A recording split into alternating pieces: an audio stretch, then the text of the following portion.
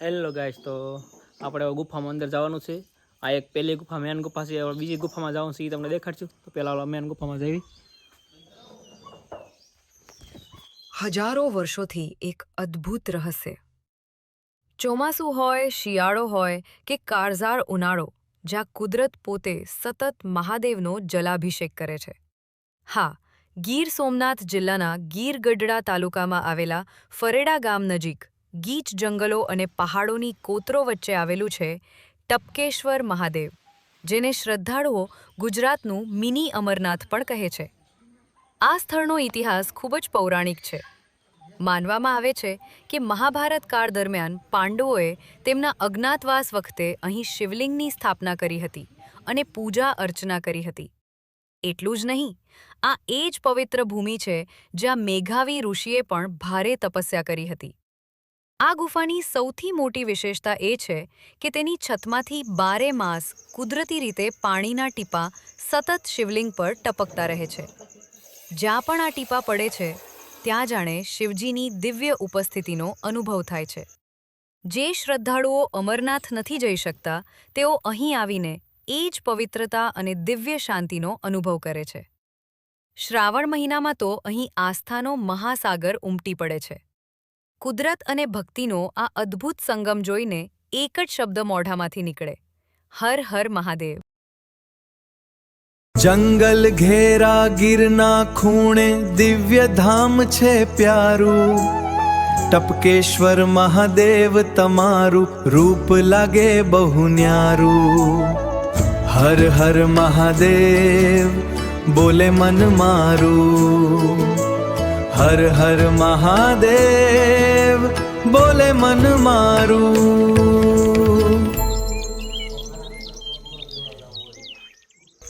તો ફાઇનલી અમે ટપકેશ્વર મહાદેવ ગુફામાં પહોંચ્યા છીએ.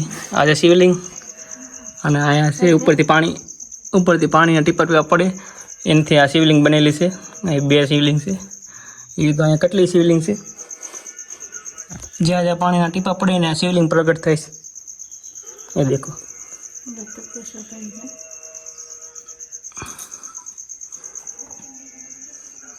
અહીંયા કેટલી બધી ગુફાઓ છે આવેલી.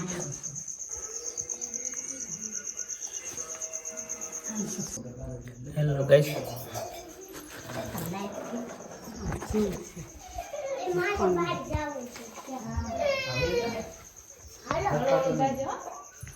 આ છે ટપકેશ્વર મહાદેવ ગુफा.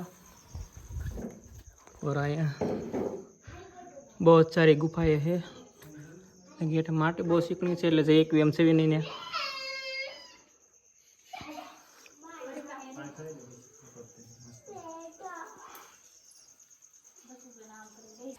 આ છે શિવાનંદજી બાપુની સમાધિ.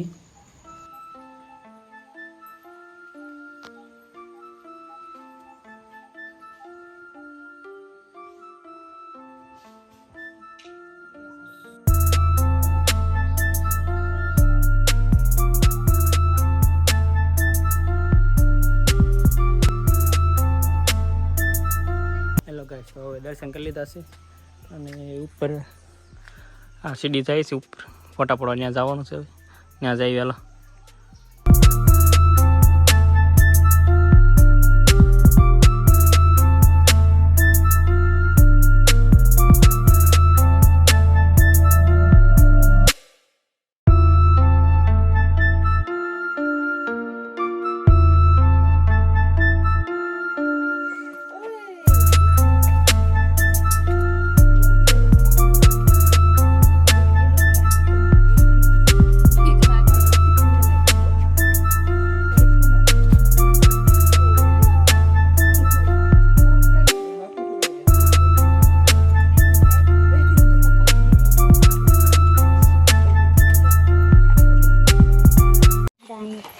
અમે નીકળી પડ્યા છીએ બીજી ગુફા તરફ. પણ ભાઈ, અહીંનો રસ્તો કોઈ સામાન્ય નથી. ગાડી કે બાઇક તો ભૂલી જ જાઓ, ફક્ત પગપાળા જવાય એવો વિકટ રસ્તો છે.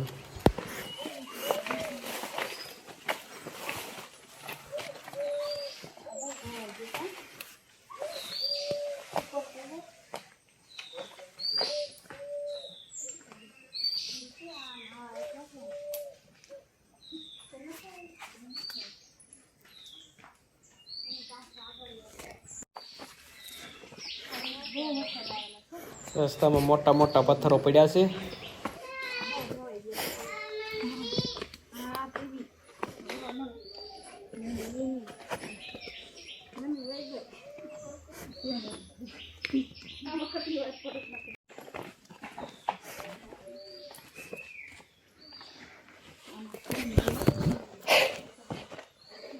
હેલો ગાઈસ, તો વર્ષો જૂના વૃક્ષો આડા પડેલા છે. એવું લાગે છે કે જંગલ પોતે જ આપણી પરીક્ષા લઈ રહ્યું છે. એક એક ડગલું વિચારીને મૂકવું પડે છે.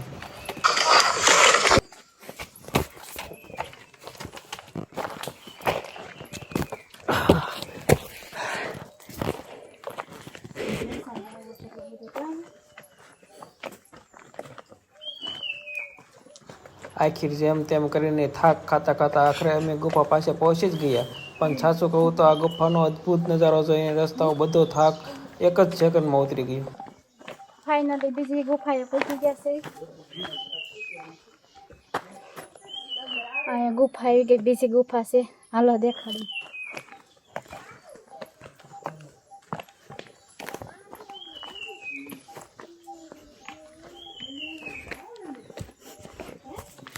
હેલો ગાઈસ, જંગલની વચ્ચે હોય છે બીજી ગુફા આવેલી છે. એ દેખો, આ ગુફા છે. એક આમે ગુફા એક આવેલી છે, ત્રીજી ગુફા પણ ના જવાની મનાઈ છે. તો આપણે આ ગુફામાં અંદર જઈશું. હાલો તમને બતાવી.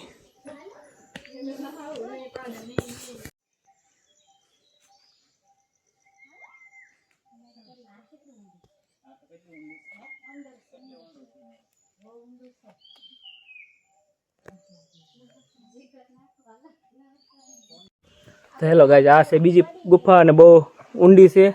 અંદર જવામાં શ્વાસ લેવામાં તકલીફ પડી શકે એટલે અમુક લોકો ન જઈ શકે.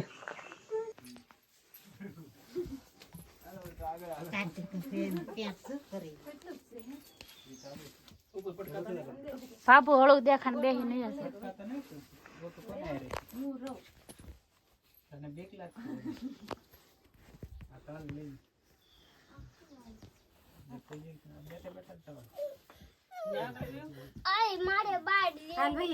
કેમ તમારે ન થાવ તો વયો છે સર સડાતો નથી. એ ભગવાન,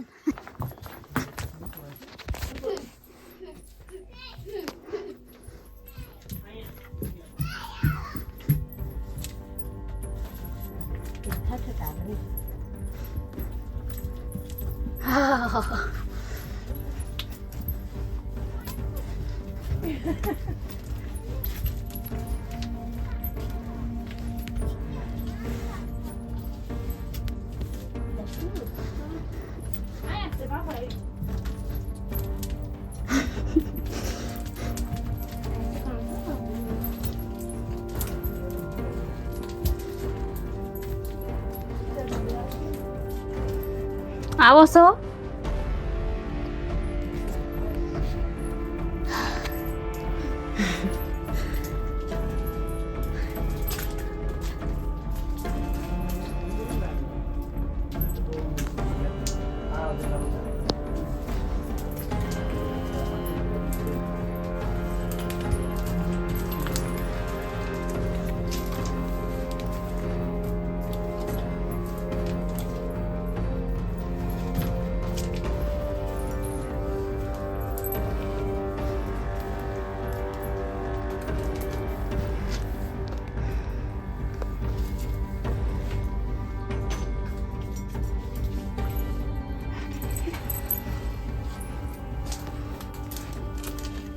ફૂલ ગુલામની વાળી ગુફા પહેલી વાર ગયા, એમાં પછી કાલે ગયા હતા.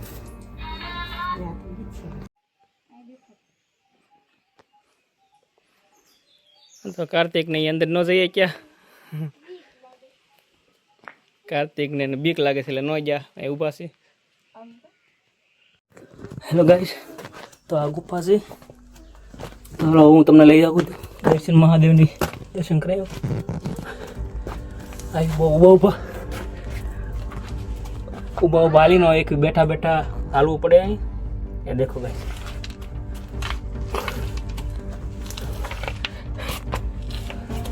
શ્વાસ લે, ઓક્સિજન ઓછું થઈ ગયું છે.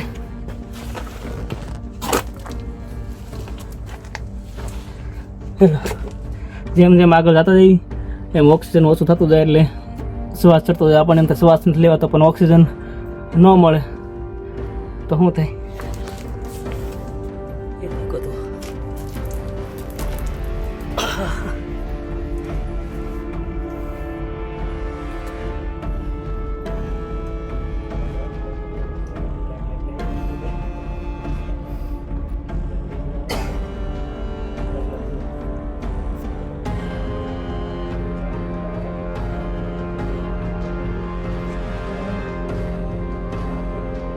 આપણે ઉપરથી ઓલા છે ને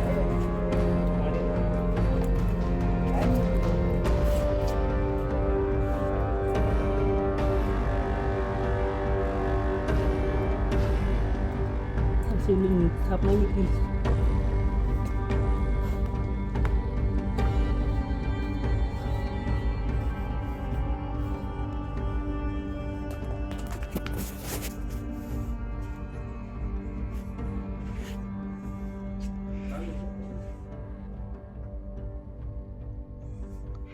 અહીંથી આગળ ગાઈસ રસમાં એક ગુફા છે, આગળ કોઈ જઈ શકતું નથી.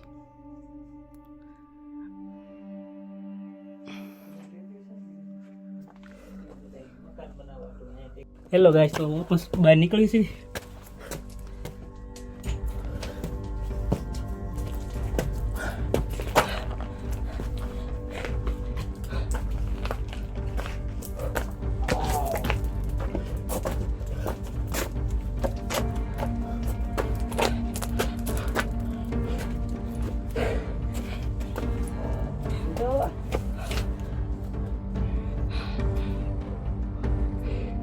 श्वास ऑक्सीजन कम है.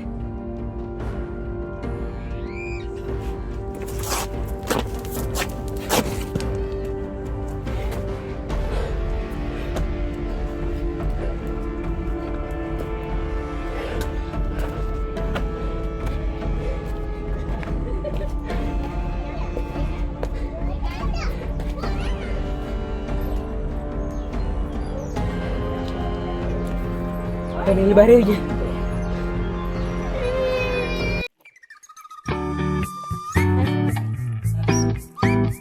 बहुत सही है, पूरा खाना पड़ेगा.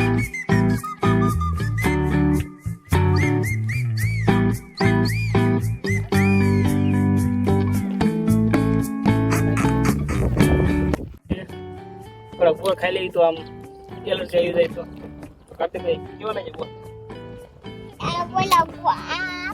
तो खत्म कर लो.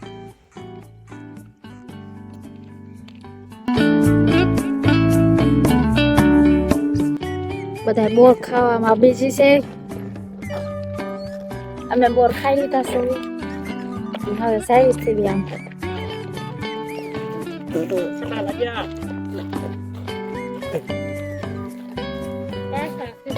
અહીંયા કાસા કાસા બોર છે. આ બેન કાસા કાસા બોર બતાવે છે અમને. એટલે ગાઈસ પીસું મળી જશે. કાર્તિકને બહુ ગમે છે તો આપણે કાર્તિકને આપશું. આલ્યો કાર્તિકભાઈ. કાર્તિકભાઈ કોને દેવાનું છે આપીશું? કોને આપીશું દેશો તમે? ગોટિયાને દેશો? ગોટી નથી દેવી. ભૂખ લાગી? હેલે